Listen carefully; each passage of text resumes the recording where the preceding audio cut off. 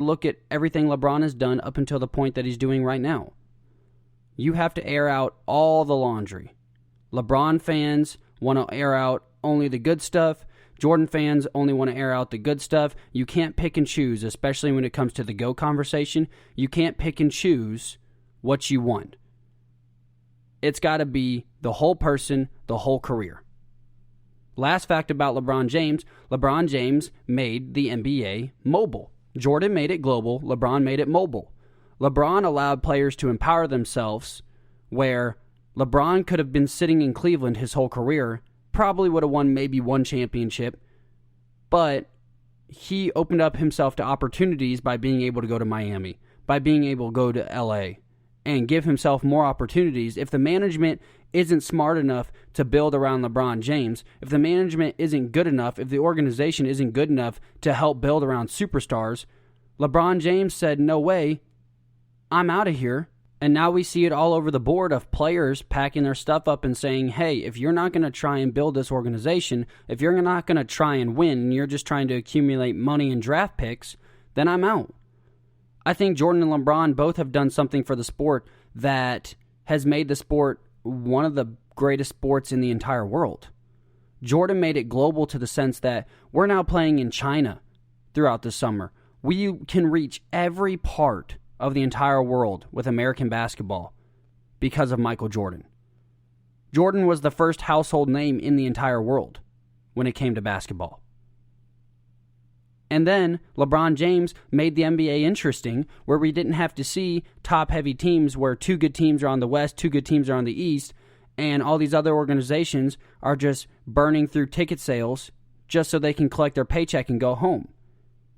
Players that are up and moving now are putting pressure on these organizations to be effective, to try and win championships.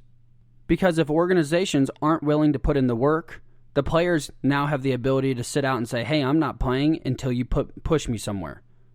Now, the good thing is that a lot of people say that this is a horrible thing, but like Greg Popovich put Kawhi Leonard up in Toronto.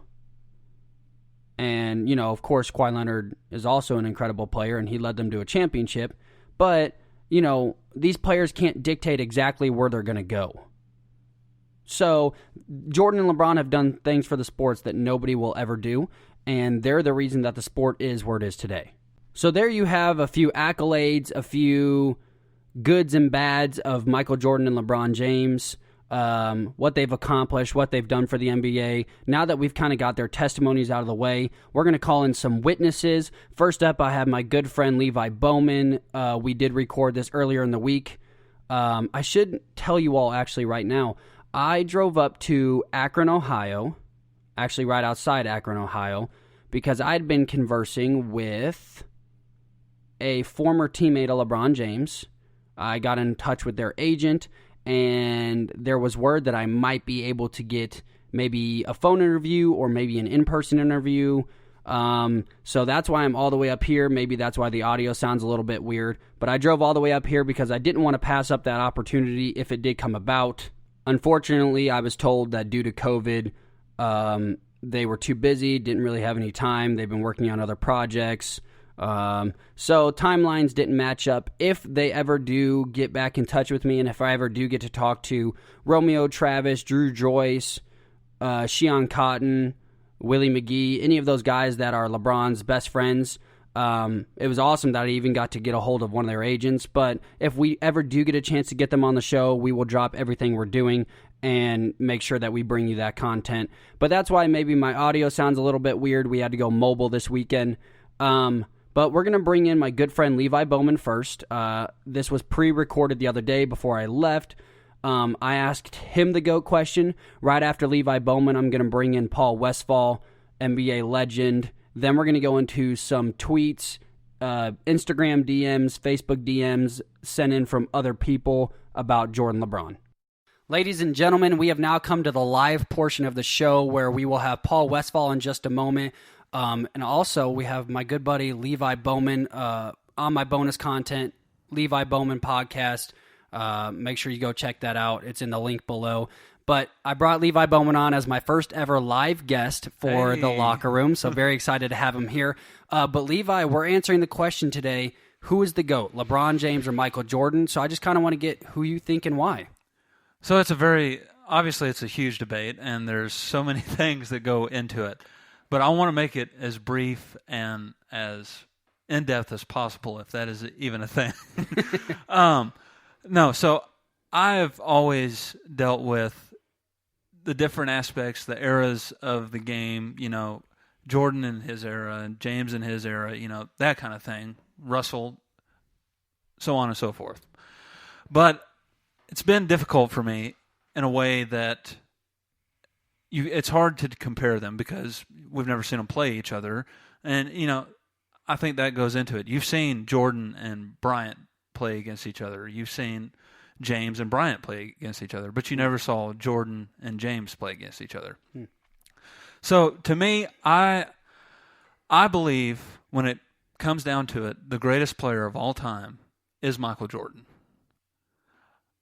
And I'm not going to use the 6-for-6 thing that all of the famous Bull, Jordan argument. I'm not going to use that. I just think watching the two, they each bring something different to the game, I think. I think James does a more, what's the word? I don't want to say in-depth. That's a bad word. But I think you see James's play after Jordan. He's molded himself, I think, after Jordan. Okay. And I think that's one thing that people recognize when you see LeBron James and Michael Jordan is they see the same kind of aspects and overall of their game. I think, real quick, just to add on to you, I think the brilliance of what LeBron James has done, though, he's molded his games not only after Michael Jordan, but Magic Johnson and Kobe Bryant. And I think that's what's so unique about this discussion is LeBron's molded himself after all the great athletes before him, and Jordan, there was no one to mold himself after. He was the only one. Well, he was a frontier of the game. Absolutely. And I think what you see I think players are going to get better and better and better as time goes on. Well, and it's the more material they have to study, the more greatness they have to look at, the easier it is to be great. Without a doubt, that as a kid, as a teenager, LeBron James did nothing but watch Michael Jordan, Magic Johnson, all of these great players. Yeah. And I'm not trying to dismiss anything that LeBron has done, what he's accomplished. I think that Jordan is just overall, just when I watch him, there's just something special about Jordan. I think he has a different gear than LeBron James does. LeBron has that second gear where if you piss him off, then he's going to go off. Yeah. But Jordan, it was life to him. Everything that he did, he wanted to win at. Yeah. And, I'm not going to bring politics into it or anything. That has nothing to do with basketball.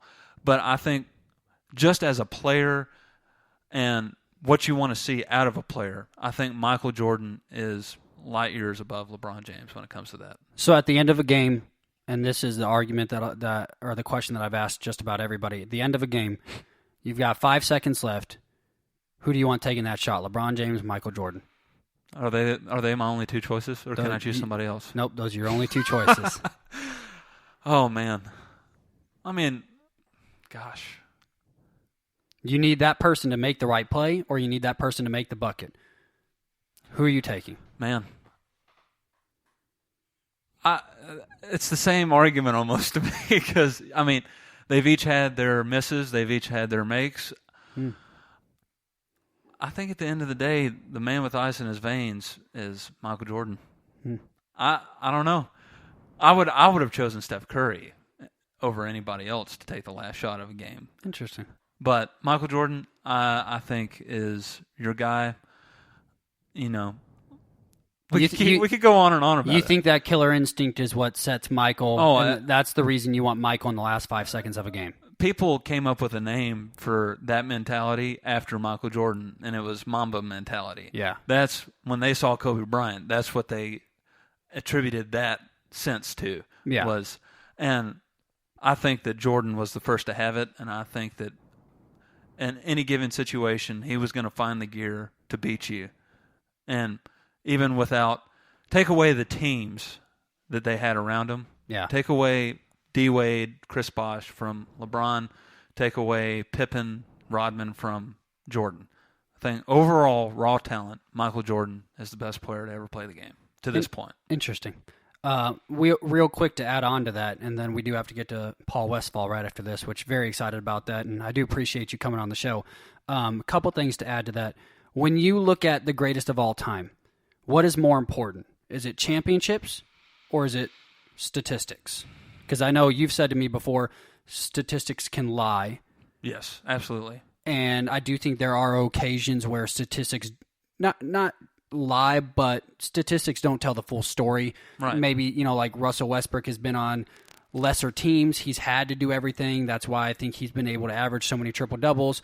But I kind of sit on that fence where rings and statistics both have to matter, and you have to find a perfect blend for that. I 100% agree. So, because if we want to go to championships, then Bill Russell's the greatest player ever. Exactly. So, in my question to you is, if a player has better statistics and 3 less championships, or if a player has 3 more championships and lesser statistics, if you have a player that's going to go down as probably the leading scorer in the history of the NBA, top 5 in rebounds, top 5 in assists, top 5 in offensive efficiency, top 10 in three-point efficiency, and then you have Michael Jordan, who's 6 for 6 finals MVPs, defensive players of the year.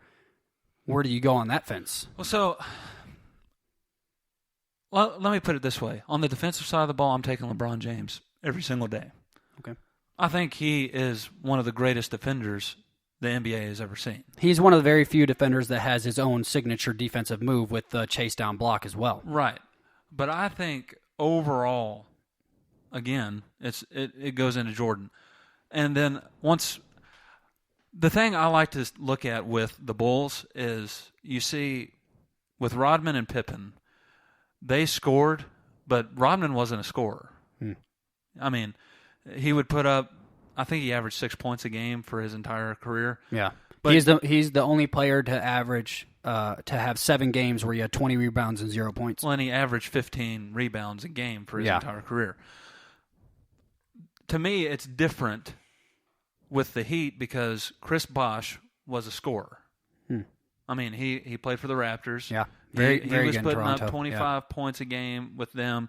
Then D. Wade, I mean, we saw what he did with Shaq in 2006. Yeah. And Wade was a 28, 30-point per game player. Yeah. So I think Jordan did more with less. Interesting.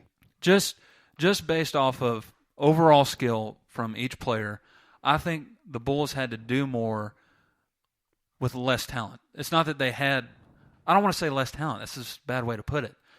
It's just, I think there were more well-rounded players that played with LeBron that ultimately led to his first couple championships.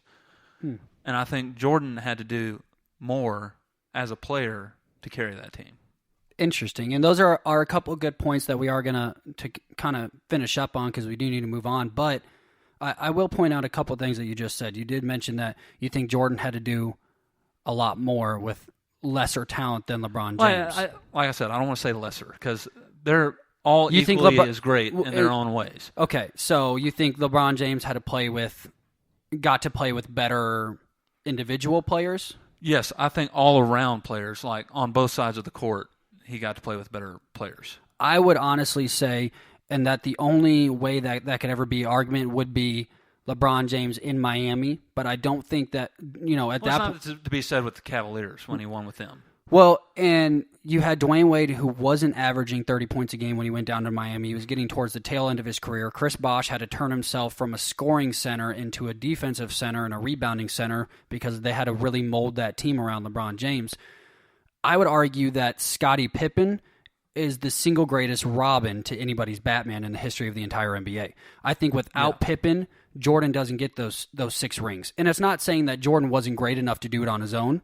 It's saying that Scottie Pippen was such a dynamic player in and of himself. LeBron's never had that stability of a dynamic number 2. Yeah. And the couple times that he has in Miami, and then when he had Kyrie Irving, you saw the damage LeBron James did to the league. So there's a couple really good points in there, and that's something that we're discussing this entire show. But I think the biggest question is that I've asked a lot of people is at the end of the day, 5 seconds on the clock,